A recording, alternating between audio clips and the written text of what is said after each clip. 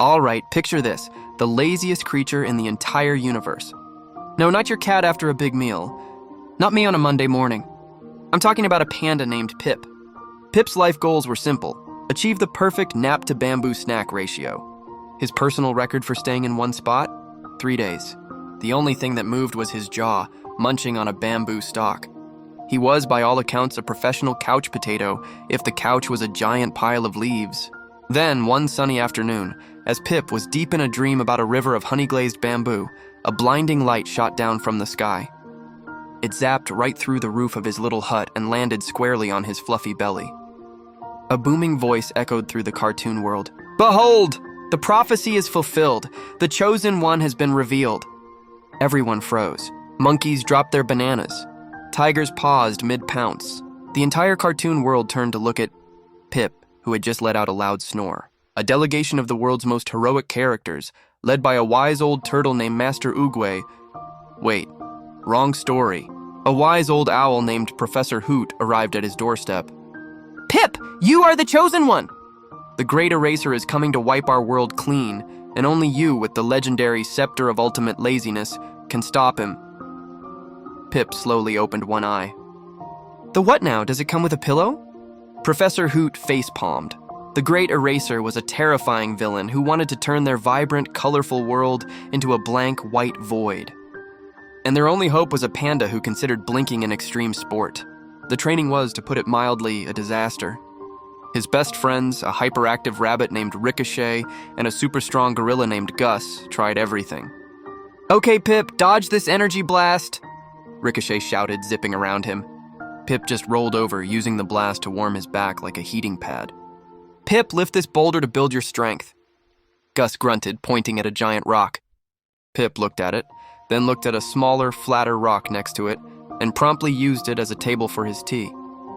They tried motivational speeches, charts, the promise of unlimited deluxe bamboo. Nothing worked. Pip's only response was, "Is it nap time yet?" Just as everyone was about to give up, the sky turned dark. The great eraser had arrived. He was a colossal, shadowy figure holding a giant cosmic eraser, and he was already starting to rub out the edges of their world. Trees, mountains, and bits of the sky started to vanish into white nothingness. Panic erupted. Heroes fought bravely but were tossed aside. Ricochet and Gus stood in front of Pip to protect him, but they knew it was hopeless.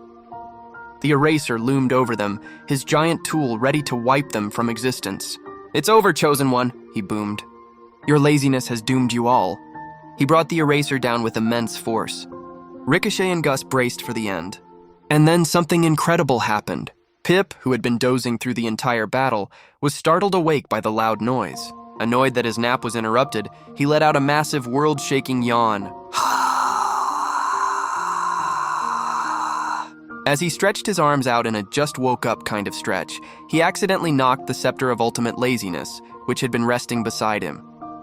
The scepter flew through the air, tumbling end over end, and bonked the great eraser right on the head. Bonk.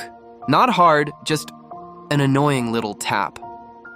But the eraser, who had been concentrating all his power, was so surprised by this utterly ridiculous non-heroic attack that he lost his balance. He stumbled backward, flailing his arms, and tripped over a half-erased mountain. He went down, creating a crater and dropping his giant eraser, which clattered harmlessly to the ground. He was so embarrassed he just poofed away in a puff of shame.